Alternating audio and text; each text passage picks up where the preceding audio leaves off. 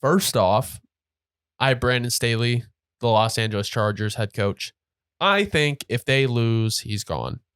Because I believe this is the last year that I think after this year, Herbert would be eligible for an extension, right? Yeah. Would it be his third year? So, wait, no, that's not right. No, no, that is right. That is right. Because Fields was after him.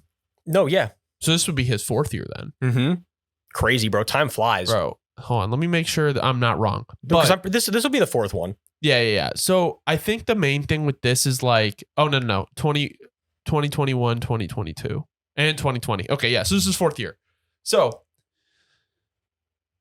I don't like Staley. I don't think he is everything that everyone chalks him up to be. And like my thing is like repeatedly the Chargers underperform. So it's just like every year I hear, oh, we got the core.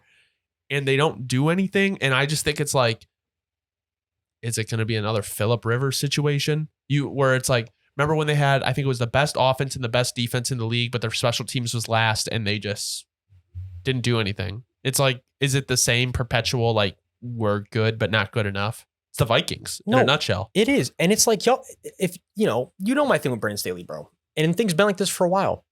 What kills me about a guy like Brandon Staley is, again, I'm sure Staley knows tons of football. He knows his stuff. There's no doubt. Great football mind. Yeah. But again, when I watch Staley, in any big moment, when anybody, and I think we would use that last playoff loss, I think it would be like a very big supporting example of how stuff like this, how it's the way he is how stuff like that happens.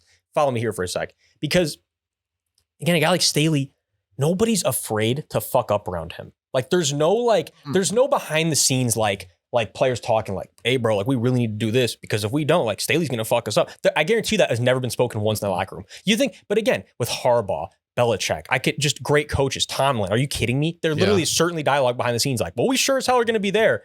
It would do this because if we don't, Tomlin's going to fucking sock us in the face. You know what I'm saying? And it's like shit that doesn't exist with Staley, and that's why stuff like what happened last year happens in the playoffs because you're in it for just the money, the experience. There's no like, if we lose, Staley's going to really rail off. I'm not going to be here next year. There is none of that. Staley's just he's the guy wearing the hat. He's in charge.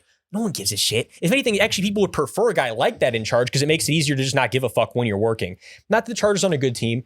Not that the Chargers aren't in line to be Super Bowl contenders as we know they are. That's actually the point of why having Staley such a detriment, in my opinion, because you really are just having that fucking drill sergeant type of coach who's going to get everybody working really hard and get everyone to stay in line away from being like perennially contending. Right. And he has something against Staley. I'm sure he's a great guy.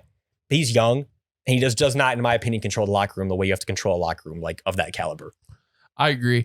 I think he's gone after this year. I don't, he doesn't have that like it factor to me. And like his defenses have been so, and they have the guys. Again, he left the Rams and they won the Super Bowl the next year, Yeah, I don't know.